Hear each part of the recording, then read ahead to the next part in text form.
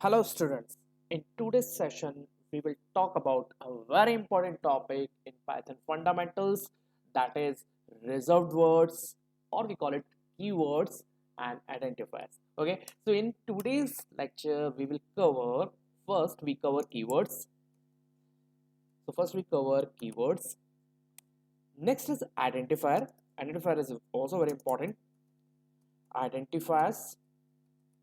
And last one is basic basic syntax in Python. Okay, so first we start with the keywords. Okay, so keywords are the reserved words that have a special meaning in a programming language. Okay, so every programming have a reserved word. Okay, if we talk about C, yes, definitely C have some reserved word. uh, Java have some reserved word. Every programming have some reserved word. So in Python, how many reserved words are actually present? Okay, so in Python, there are total 35 keywords. Okay, so how you see that keyword? So for that, you have to import a library that is keywords and print one parameter of keyword module, that is kwlist. Okay, so that is keyword, not key error. That is keyword dot kwlist. Okay, so first we import keyword and then we call one parameter of keyword, that is kwlist. Okay, so if we print it, then we can easily, okay, see the keywords present in the Python programming. So we have approx 35 keywords. Okay, so these are the keyword like yield, with, while, try, return, raise, pass, or not. So these are the reserved word. Okay, so in Python we have total 35 reserved word, and reserved word are the word that have a special meaning in a programming language. Okay, so if you think that, sir, is it possible to use keyword as an identifier? So answer is no. Okay, because these are the reserved word, it has some special meaning. Okay, so we have total 35 reserved word in a Python programming. So false is a reserved word, none is a reserved word, true is a reserved word, and as, sync, await, break, class, continue, def, these are the reserved word in a Python programming languages. Okay, so it is 35 keywords. Okay, now next topic is what is identifiers and what are the rules to make identifiers. Okay, so then we move to the next topic, that is identifiers. Okay, so if you want to identify something, so you can identify that thing with the help of identifiers. Okay, like if you take any of the real life example, if you saw any object, then with the help of appearance you can identify, okay, what type of actually object is. Okay, if you see any type of water bottle, then with the help of appearance you can easily find that what it is a water bottle. Okay, if you saw any of the mobile phone, then you can easily predict that, okay, it is a mobile phone. Okay, then with the help of appearance we can easily identify the things. Same thing happen in a programming language. Okay, if you want to identify something, then with the help of name you can easily identify. Okay, like let us suppose if I write like this, like num is equal to 10, num is equal to 10. Okay, so in this case, first we pause the video and think, in this case 10 is the identifier or num is the identifier. First we pause the video and think.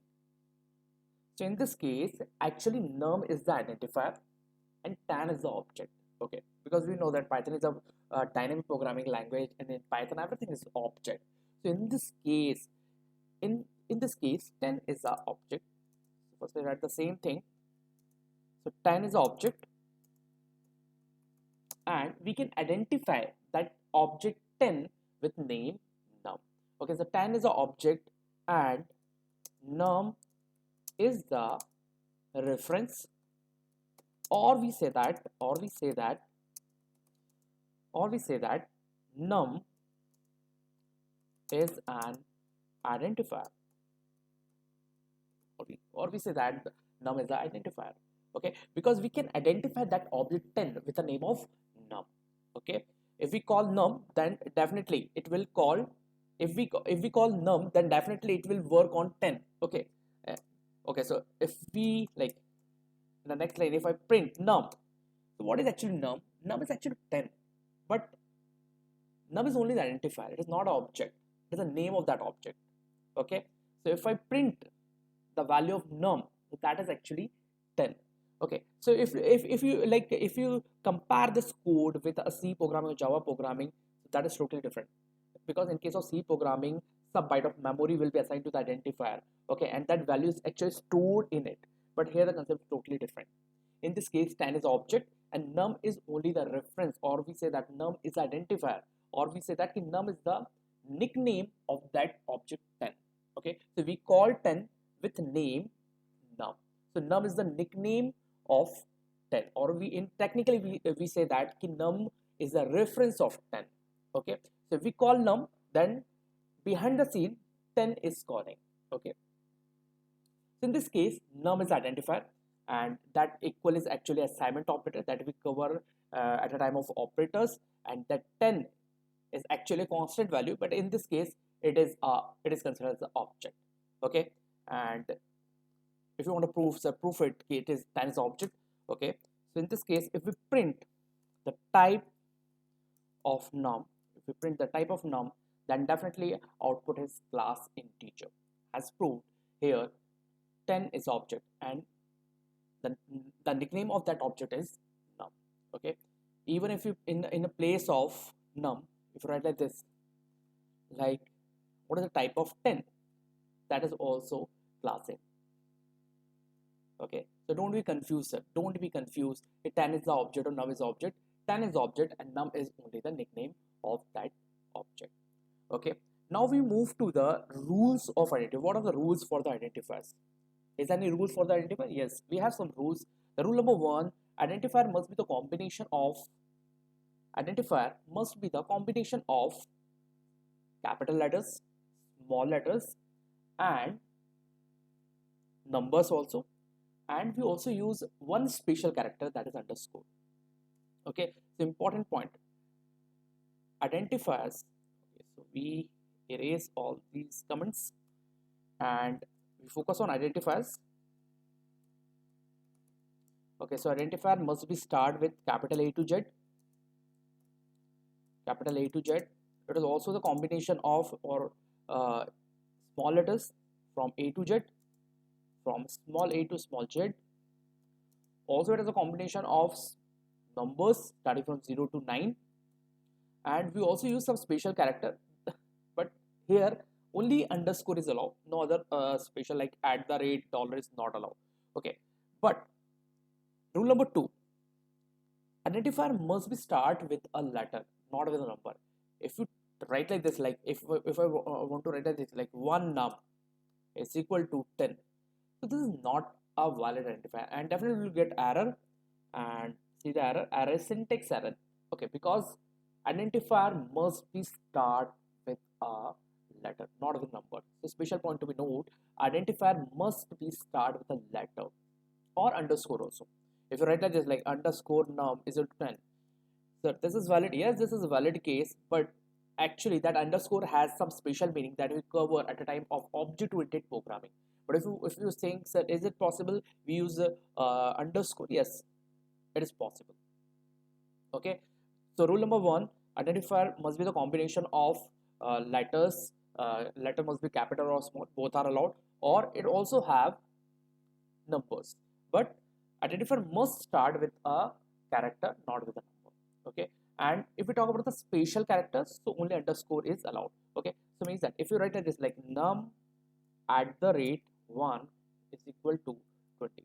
So this is also in this in line number 10. Again, we will get a syntax error. Again, we will get a syntax error because that special character is not allowed. If you in place of if you use underscore, so that is a valid case. That is valid case. If you replace with underscore, so that is considered as a valid case. Okay. Okay, done.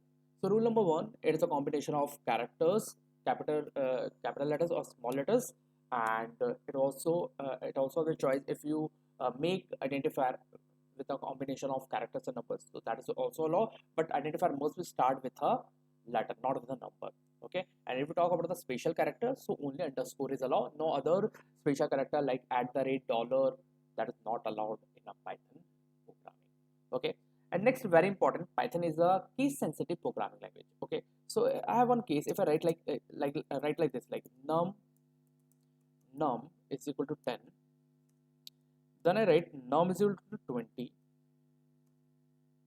and then I write like this, like num is equal to 30, and if I print the value of, first I print the value of num, second I print the value of num, all characters are in small letters, and next I again print the value of num, but that is in sentence case form. Okay, okay. So first we pause the video and think, what is the output? Will we get any error or not? Because Python is a case sensitive programming language. So if you write like this, like num is equal to 10, and all characters in the num are capital, so it is considered. So in second case, all characters are in small letters. And in third case, am is in capital letter, but you am in a small letter. Okay, so it is a sentence case form. But actually, Python virtual machine is a case sensitive. Python virtual machine will consider every identifier as a different identifier. Okay, so in this case, you will get 10, 20, 30 as an output. Okay, because Python is a case sensitive programming language, and if you write num in all are in capital letters, so that it will treat as a different. If you write all characters in a small letter, so it will treat as a different, and if you write in a sentence case form, so it will treat as a different. So three different objects are created. If you think their name are same, no. In first, all are in capital letter. In second case, all are in small letter. In third case, it is in sentence case form. So Python will treat it as a different name. Okay, and that is the reason you will get the output like 10, 20, 30. Okay, so that is also a valid case. Okay, so the identifiers means that if you want to identify something, okay, so for identifier there are some rules. Rule number one, identifier must start with a character, not with a number. If you have choice that you make identifier with a combination of characters and numbers. If you want to use special character, then underscore is allowed. Okay, so if you write like this, like if you use an underscore, then if like num 10 is equal to 20, so that is also valid. If you write like this, yes, this is a valid case. And if you print the value of num 10, that is valid. Okay, that is also valid. Next important question is, sir, is any length for identifier? Means that if I write like this, like num is equal to 10, and here I print the value of, so this is valid. Is any length restriction? No, there is no length restriction in a Python programming. Okay, so it's perfectly work. So that is actually identifier. Okay, so if you go through the rules, like then definitely it will help you to make a technically strong identifier. Okay, so like if we take one more example, if I write like this, like num is equal to 10 and x is equal to 20.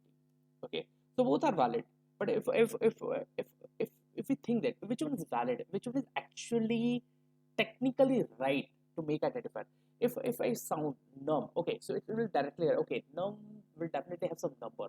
But if you say x is an identifier, then it's very difficult to identify, okay, what type of data actually it have. Okay, so both are valid. If you print the value of x, then definitely you get output 20. If you print the value of num, definitely you get output 10.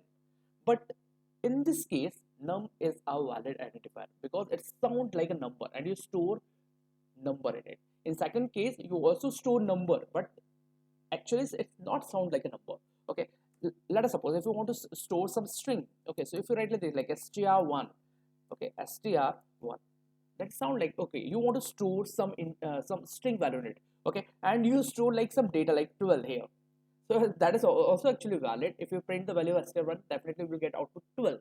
But Technically it is wrong because it sounds like a string and you store integer in it. Okay, so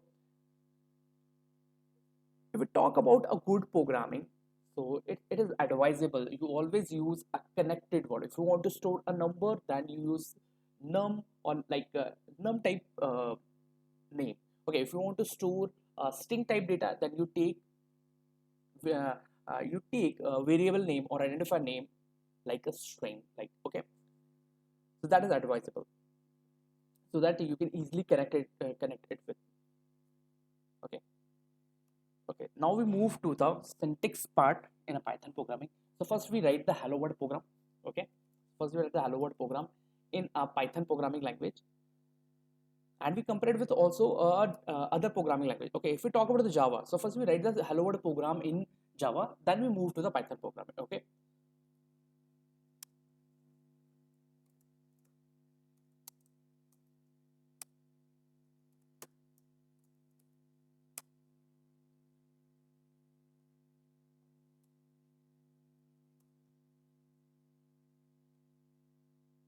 so as you know that, okay, we remove this thread call thread class also. Okay, so in this case we have one class with name test, and inside test class we have one main function, that is public static void main. I think you all are familiar with the Java programming language. Okay, if you're familiar with the C or C++, then you can easily you can connect with it. Okay, so it's not difficult for you because if you talk about C or C++, then in C or C++ we have a main function also. Okay, so in this case we also have the main function, so we write our code in this main function. Okay, so if you want to write a hello world program, then it is compulsory to first you make class, then inside a class you again make a main function, and inside main function you write like this, like system dot out dot println, system dot out dot println, and here write hello world, hello hello coders, yes, okay, hello coders, and that semicolon is also very important. And first we run the program, so I write a command java c to compile the program, java c, and the name of the file is test.java. So first we compile the program and it properly compile, then we run the program and we get hello coders. Okay, so first we count the number of lines, so 1 2 3 4 5 6 7. Okay, so if you want to write a hello coders program or hello world program in a Java programming, so minimum required 1 2 3 4 5 6 7 7 lines of code. Okay, but if you write the same thing in a Python programming, so how you write the code? Okay, so if you want to only write hello world program, so usually you can easily write in a single line like print. So print is a predefined function, so print is a predefined function in a Python programming, and with the help of print you can print anything on a console or on a terminal. So here I also want to print hello coders. Okay, and if we run the program, then you get hello coders as an output. Okay, now we compare both the code. So in Java we required 7 lines of code, and you can perform the same thing in Python in a single line. So think, which one is more easier, Java or Python? So in terms of syntax, Python is good. Okay, because it make the thing easier. Okay, no need of main, no need or to write the class. Okay, so this is the beauty of the Python programming language. So in Java, if you want to write a hello coders program, so minimum you require 7 lines, but you can perform same thing in Python in a single line. Okay, and that is actually the beauty of Python programming language. Okay, next, if you want to make any, like if you want to make any variable in a Python program, because Python is a dynamic programming, so if you write like this, like num is equal to 10. Okay, and in this case 10 is an object, double equal is assignment operator, and num is a reference of that object. Okay, and if you think that's the other programming language, we explicitly mention the type of num. Okay, we write like this, like int num. So this is valid or invalid in Python programming? It is totally invalid because it's a dynamic programming language and it will create object. Actually, in dynamic programming, everything is work at a runtime. Okay, so object is created at the runtime only. Okay, so if you write 10, then integer type object is created. If you write 10.8, then float type object is created. If you write like this, like num is equal to in double quotes, if you write 10, then string type object is created. If you write like this, like 10 plus 0j, then complex type object is created. Okay, so everything is it depend upon the runtime. Okay, and the nature of data. If the data is of like float type, then float type object is created. Okay, everything is depend on the runtime. So there is no need to explicitly mention the type of identifier or the type of the variable in Python programming.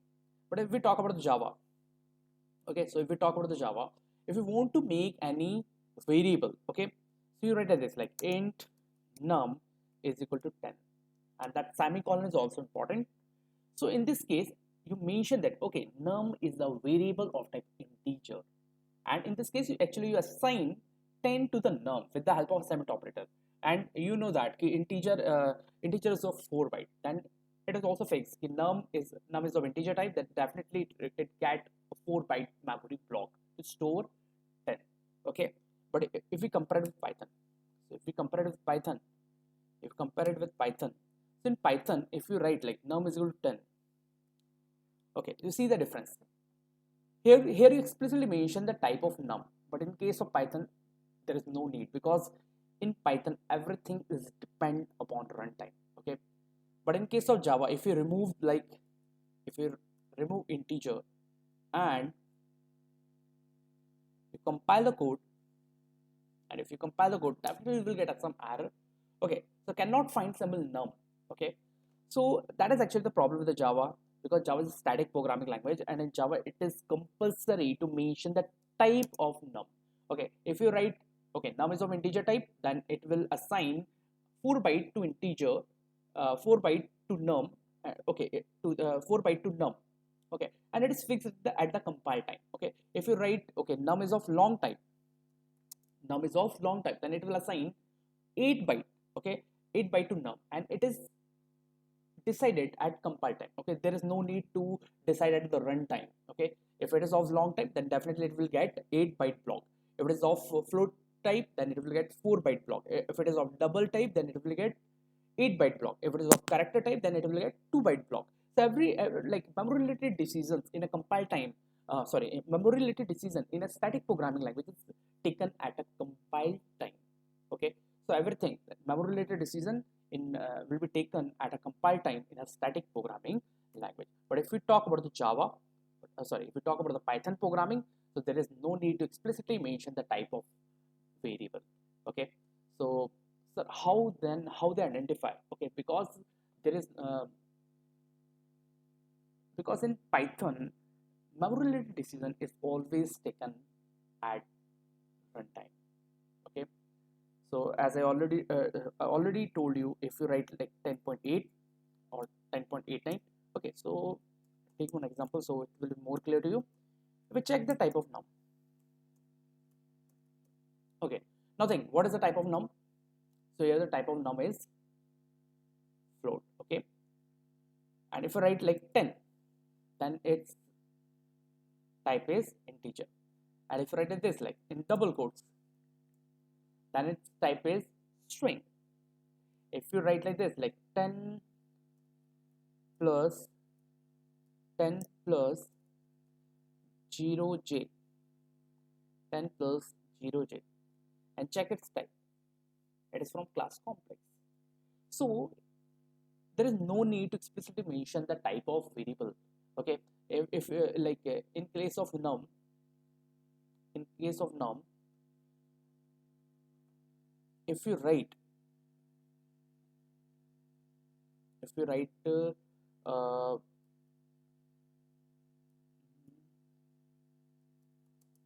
int num is equal to 10, okay, first see the error, you will get some syntax error. Okay, because it is invalid. There is no need to explicitly mention the type of num, and actually it is the beauty of Python programming language. in Python, memory related decision is always taken at a runtime, not at a compile time. Okay, so there is no concept of the compile time.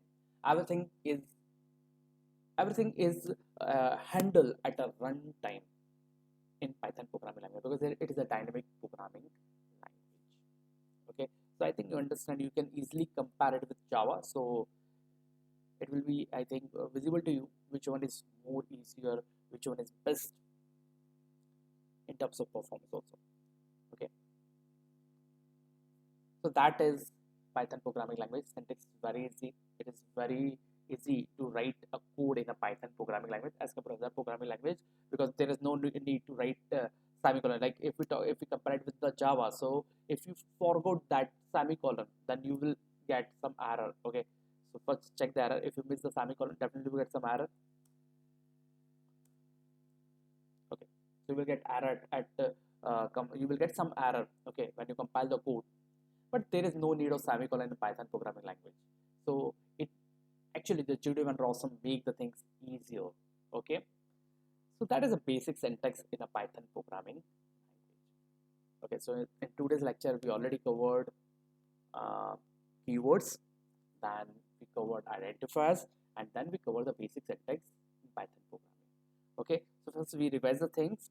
So in Python we have total 35 keywords, and if you want to see the keywords, so first you import keyword library. So first you import the keyword module, and then you can easily print keyword dot kwlist. So kwlist is not a function, it is a parameter of keyword module. So with the help of kwlist you can easily get all keywords in a Python programming, and these all keywords are reserved words. It have some special meaning, and that is the reason if you want to use it as an identifier, so you will get some error. Okay, so if you write like this, like for is equal to 34, and if you print the value of 4, and if you print the value of 4, if you print the value of 4 FOR, then definitely you get syntax error because for is a reserved word, that is an invalid syntax. So why will get error? Because for is a reserved word in a Python program. It has some special meaning. Okay, so in place of for, if you take it, so it is valid and invalid. Yes, this is valid case because it is not a reserved word. It is not a reserved word.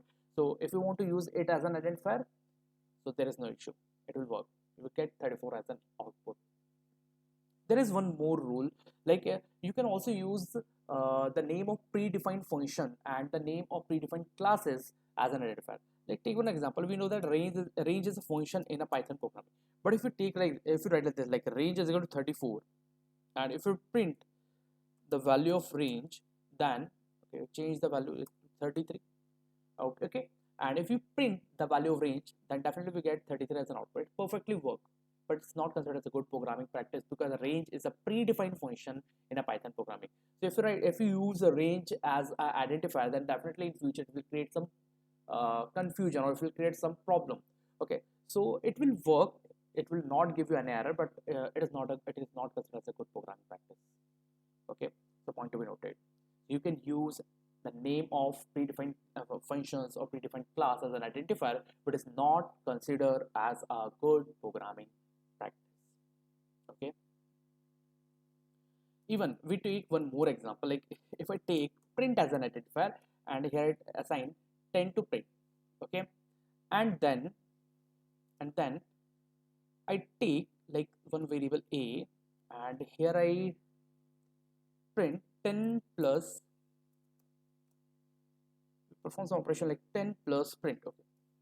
Okay, and then we print the value of a. So first pause the video and think, this is valid and invalid. You get output or you will get some error. First pause the video and think. Okay, so it's perfectly not work. You will get some error, that is int object is not callable. Okay, and if you write like okay, because why you get problem? Because not it's create confusion. Okay, what you talk about the function or you talk about the identifier. Okay, and that is the reason it's not considered as a good programming practice. But in place, if we remove this line and if we compile the code, If you compile the code, then you will not get any error. Means that if you want to use print as an identifier, so you will not get any error. So in line number 4 is perfectly work. But the problem is if you use print function, now the problem start. Because now the Python virtual machine is totally confused. Okay, you talk about print function or you talk about print identifier, and that is the reason I already told you. If you use the name of any predefined function or you use the name of any predefined class as an identifier, so it is not considered as a good programming practice, because definitely it will create some confusion, some problem in the future. Okay, so if you remove this line, if you comment line number 6, then you will not get any error. Means that line number 4 is perfectly valid. But if you use a print function, then now the problem is that now the Python virtual machine is totally confused. You talk about the Python identifier or you talk about the Python function, and that is the reason I already told you it is not considered as a good programming practice to use the name of any predefined function name or any predefined class name as an identifier. Okay, so this is a very special point, because when you go for the interview, maybe a possibility interview asks, is it possible to use the name of any predefined class or name of any predefined function as an identifier? Yes sir, it is a valid case, but it is not considered as a good programming practice. Okay, next topic that we cover is identifiers. So there are some rules for the identifiers. Rule number 1, identifier must be the combination of characters, latter and special characters. But in special character, we only use underscore. There is no range limit for the length. Okay, there is no length restriction in case of identifier. Means that if you write like this, like x is equal to 10, so this is valid or invalid. This is perfectly valid. There is no length restriction. So if you write like this, it works. Yeah, definitely it works. But again, it is not considered a good programming practice because it is very difficult to handle. Okay, so this is not considered as a good programming practice, but there is no length restriction if we talk about the identifier in the Python programming. So there is no length restriction. Point number 3, identifier must be started with a character, not with a number. If you think, so let's start with underscore. If we use underscore at the start, then this is valid or invalid. Yes, this is perfectly valid. But it have actually a special meaning that we cover at a time of object-oriented programming. Okay, so if you use underscore, so it perfectly works. Okay, so you can start an identifier in Python programming with character or with underscore. Both are valid. Okay, and if you talk about the special character, then only underscore is allowed. No other special character like @ dollars, comma, semicolon, no other special character is allowed except underscore. Okay, so that is a very important point. And last point, Python is a case sensitive language. So if you write like this, like num is equal to 10, and if you write like this, num is equal to 20, both are considered as a different name. Okay, if you write num all are in capital letter, and if you write num all are in a small letter, or if you write like in a sentence case, so it will treat it as a different name. Okay, so it's a case sensitive programming language, so this is also a valid case. So both are different. Like if you write num in a capital letter or num in a sentence case, it will consider as two different identifiers. Okay, so that is also very important. After identifier, we will cover the basic parts. So if we talk about the basic parts, if you want to write a hello world program, then you can easily write in a one line like print hello or print hello coders. Okay, but if you write the same thing in a Java, so you require a minimum 7 line, and that is the reason Python is a very easy programming language, or we say that Turing Dawson actually make programming easier as compared to other programming language. Because if you want to write a hello world program, then minimum you add 7 lines of code. You have to follow some rules. Like if you talk about this line, you will forward the semicolon, so you will get error. So there is no need of complex syntax in Python programming. So that is actually the video of Python programming. Okay, so in today's lecture we will cover keywords, then we cover identifier, then we cover basic syntax part. Okay, so that's all with my today's class. Thank you.